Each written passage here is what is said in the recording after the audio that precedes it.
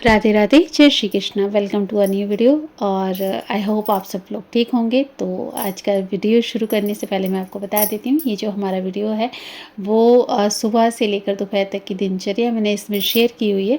तो वीडियो को लास्ट तक ज़रूर से देखिएगा और वीडियो में लास्ट तक ज़रूर से बने रहिएगा, क्योंकि जो दैनिक कार्य होते हैं हमारे सेवा में, पूजा में और मतलब जो घर की साफ़ सफाई में, उसमें क्या क्या चीज़ें जो हैं वो व्यवस्थित कैसे रखनी चाहिए और मतलब क्या क्या कार्य आपको पहले कर लेने चाहिए, तो उन चीज़ों के बारे में भी थोड़ी सी बात करेंगे। तो देखो, मैंने सुबह उठने के बाद में सबसे पहले जो था अपना हथेली का दर्शन है वो करना चाहिए, भगवान को स्मरण करना चाहिए। उसके बाद आपके जो गुरु भगवान हैं, जो धाम हैं, उनको प्रणाम करना चाहिए। तो ये कार्य ज़रूर से सर्वप्रथम आपको उठते ही करने चाहिए। तो उसके बाद में क्या है कि घर की साफ़ सफाई भी अच्छे से कर लेनी चाहिए। झाड़ू वगैरह हमने लगा ली थी, सफाई कर ली थी और उसके बाद में रह जाता है पोछा लगाना, क्योंकि पोछा लगाए बिना घर की जो है वो सफाई अच्छे से हो ही नहीं पाती। तो मैं बात करते करते जो है वो सफाई कर रही थी, तो देख सकते हो आप। तो अभी अच्छे से मतलब कि पूरे घर को क्लीन कर लेंगे, क्योंकि घर की जब तक सफाई ना हो तब तक मतलब और कुछ कार्य करना भी अच्छा नहीं लगता घर में। और साफ़ हो जाता है घर तो फिर ना मन भी अच्छा अच्छा सा होता है कि हाँ चलो अब अपने जो और कार्य हैं उनको अच्छे से कर लें। तो उसके बाद में फिर वहाँ पे दरी बिछा दी थी। बेड के पास मैं एक दरी डाल देती हूँ, क्योंकि हमारे जो टाइल्स हैं वो वाइट टाइल हैं और बहुत जल्दी गंदी हो जाती हैं। तो कभी कभी दोबारा दोबारा पोछा भी मारना होता है। उसके बाद क्या होता है कि देखो, ये मैंने आसन थे पूजा के, जो हम पूजा में यूज़ करते हैं, बिछाते हैं, तो उनको मैंने बाहर ही धोया था, क्योंकि मैं पूजा की जो चीज़ें होती हैं, मंदिर के जो वस्त्र वगैरह होते हैं, उनको कभी भी बाथरूम में नहीं धोती हूँ, बाहर ही धो लेती हूँ। तो इस तरीके से बाहर टाइल पे पोछा लगाने के बाद में फिर वहीं पे उनको हाथों से मेड़ लिया था साफ़ करके। तो इस तरीके से कुछ अभी मतलब कि घर की जो साफ़ सफाई है उसको मेंटेन रखते हैं, क्योंकि अभी घर में कार्य वगैरह चल रहा है कंस्ट्रक्शन का। तो जहाँ पर भी थोड़ा व्यवस्था हो जाती है तो वैसे ही कार्य को कर लेते हैं। तो उसके बाद में तो देखो, नहा कर के मैं आ गई थी और नहा कर के आने के बाद में फिर मैंने मतलब कि हल्का सा चेहरे पर जो है वो लोशन लगा लिया था। और लोशन लगाने के बाद में फिर मैं चली गई थी किचन में, क्योंकि लाला के लिए प्रसाद बनाना था, ठाकुर जी के लिए। तो फिर आज सोचा क्या बनाया जाए, तो फिर जो मीठे जवे होते हैं, सेवई जिनको बोलते हैं, तो फिर मैंने उनके लिए जो कढ़ाई थी वो रख दी थी, और ये देसी घी में मतलब कि हमें फ्राई करनी थी। तो इस तरीके से फिर हम उनको देसी घी में डाल देंगे, बहुत जल्दी भी बन जाती हैं। और जब आप प्योर दूध में बनाते हो तो ये बहुत अच्छी भी बनती हैं। तो अभी देख सकते हो, इनको अच्छे से हम भून लेंगे, थोड़ा सा मतलब कि हल्की सी लाल होने तक। ये देखो इस तरीके से। तो क्योंकि जब भुन जाती है ना तो कच्ची कच्ची नहीं लगती हैं दूध में। उसके बाद में ये दूध था तो दूध ऐड कर देंगे इसमें थोड़ा सा।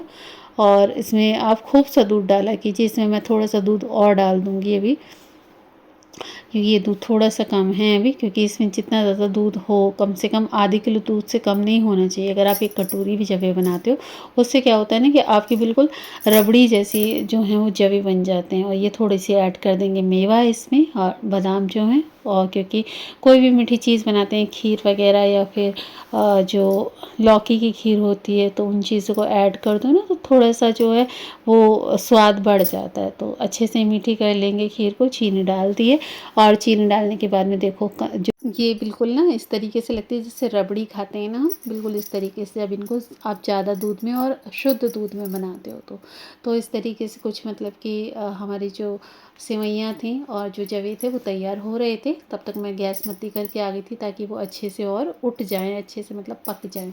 तो तब तक मैंने थोड़ा सा मतलब कि अपना जो श्रृंगार था वो कर लिया था हल्का फुल्का, क्योंकि मैं काजल ना लगाऊं तो मेरी आंखें ना बहुत चिपकने लगती हैं। और फिर इतने बाल वगैरह भी मतलब अपने सुलझा लिए थे, क्योंकि जब नहा करके आई थी तो बालों का जूड़ा बना हुआ था, तो बाल बहुत ही लग जाते हैं उस टाइम पे। तो बाल भी सुलझा लिए थे तब तक, मतलब कि वहाँ पे टाइम मिल जाएगा, मतलब दोनों जगह पर जो है वो अपना टाइम यूटिलाइज हो जाएगा। तो इस तरीके से मैंने थोड़ा सा मतलब मेकअप कर लिया, क्योंकि अपने आप को भी अच्छा अच्छा रखना बहुत ज़रूरी होता है। जब आप अच्छे अच्छे से रहते हैं तो आपको सारी चीज़ें जो है पॉजिटिव पॉजिटिव लगती हैं। और जब हम खुद ही अच्छे नहीं रहते तो फिर सारी चीज़ें ना आपको ऐसा लगता है ख़राब ख़राब। तो आप भी रोज़ से श्रृंगार ज़रूर से किया करो, चाहे थोड़ा ही करो, पर ये बेसिक वाला श्रृंगार तो आप लोगों को, अगर आप सुहागन हैं और शादीशुदा हैं तो ज़रूर से किया करो। अगर शादीशुदा नहीं हैं तो भी आप जो नॉर्मल वाला मेकअप होता है हल्का फुल्का साफ़ सुथरा रहने वाला, तो वो तो आप ज़रूर से किया करो। क्योंकि मेकअप रहने से और करने से और मतलब कि साफ़ सुथरा रहने से इंसान को ना एक पॉजिटिव वाइब्स होती हैं, वो हमेशा अच्छा अच्छा सा लगता है और हर कार्य करने में फिर मन भी लगता है।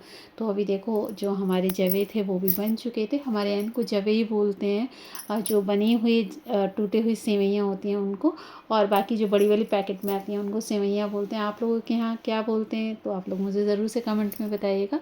तो अभी हम इनको निकाल लेंगे कटोरी में, दोनों जो कटोरियाँ हैं उनमें बराबर बराबर मात्रा में ठाकुर जी के लिए और मैया बाबा के लिए निकाल देंगे दोनों में। तो देखो ये कुछ इस तरीके से बन के तैयार हो जाती है। मैं आपको अच्छे से दिखा देती हूँ। देखो ये इस तरीके से, तो ये ना बहुत अच्छी लगती हैं खाने में, बहुत स्वादिष्ट लगती हैं और बच्चे भी मतलब खा लेते हैं। अगर आप नमक मिर्ची वाली बनाते हो तो उनको भी खा लेते हैं, और मीठी भी बनाते हो अच्छे से तो इनको भी मतलब कि बड़े चाव से खा लेते हैं। तो अभी हम लाला के लिए बना कर के लाए थे, तो पहले लाला को भोग लगाएंगे, उसके बाद में फिर हम लोग भी पाएंगे। तो पहले लाल जी का जो है वो मतलब भोग उनको पधरा देते हैं, क्योंकि उनको भोग पधराना बहुत ज़रूरी होता है। और सबसे पहले मतलब चिंता भी लगी रहती है कि नहीं पहले चाहे कुछ भी बनाओ उनके लिए, पर यही लगता है कि जल्दी जल्दी उनको भोग लग जाए। जब उनको भोग लग जाता है तो फिर एक निश्चिंतता हो जाती है कि हाँ चलो अब ठाकुर जी का जो भोग प्रसादी है वो हो गया, तो हमारी जो सेवा है वो सुबह की अच्छे से पूर्ण हो गई। तो इस तरीके का मन में भाव होता है, और ये भी रहता है कि वे ज़्यादा देर भूखे ना रहें। तो इस तरीके से कुछ अब सबको जो है चंदन तिलक लगा देंगे, क्योंकि तिलक भी लगाना बहुत अनिवार्य होता है। तो अभी देखो मैंने अपने माथे पर भी तिलक लगा लिया था, क्योंकि तिलक लगाने से हमारा मस्तिष्क जो है वो शांत भी रहता है और हमारा जो स्वरूप होता है वो भी अच्छा लगता है। तो आप लोग भी तिलक जो है वो अवश्य से लगाया करो। और इस तरीके से अब मैं थोड़ा थोड़ा सा लाल जी को अपने जो हाथों से वो भी पवा देती हूँ। उसके बाद में फिर जो उनकी नज़र है वो उतार लेंगे, जो कि नित्य ही मैं उतारती हूँ। तो देखो इस तरीके से फिर उनको दिखाते भी हैं, जो शीशा होता है उसमें, कि आप देख लो लाल जी कि आप कैसे लग रहे हो। तो इस तरीके से आपको भी ठाकुर जी को जब तैयार होते हैं, वो पूर्ण श्रृंगार में होते हैं, तो शीशा ज़रूर से दिखाना चाहिए। फिर उसके बाद में कर लेंगे अपना नाम जप, क्योंकि नाम जप करना बहुत ज़रूरी होता है। और नाम जप करने से ना हमें अच्छे बुरे की समझ मिलती है। कभी कभी हमारे भीतर ना बहुत सारे अवगुण आ जाते हैं। नाम जप और सत्संग रोज़ सुनने से आपके अंदर से बहुत सारे जो दोष होते हैं, और जो मतलब कि ऐसी चीज़ें होती हैं जिनको लगता है कि नहीं ये सही है या गलत है, तो उसमें भी आपको जो है पहचानने की एक क्षमता थोड़ी बहुत मिलती है गुरु कृपा से और भगवान के नाम जप की कृपा से। तो चाहे एक ही माला किया करो आप, पर श्रद्धा भाव से ज़रूर से किया करो।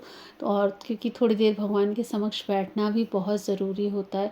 भगवान हमें इतना बड़ा दिन देते हैं और सब कुछ उन्होंने प्रदान किया है, तो उनके लिए भी हमारा दायित्व बनता है। उन्हें कोई हमारी आवश्यकता नहीं है, पर हमारा ये दायित्व है। हम ये वचन उनको दे करके आए हैं कि प्रभु हम जब धरती पे जाएंगे तो हम आपका भजन ज़रूर करेंगे। तो हमें ये सब अपना दायित्व ज़रूर निभाना चाहिए। तो आपको ये ब्लॉग कैसा लगा ज़रूर से बताइएगा। राधे राधे।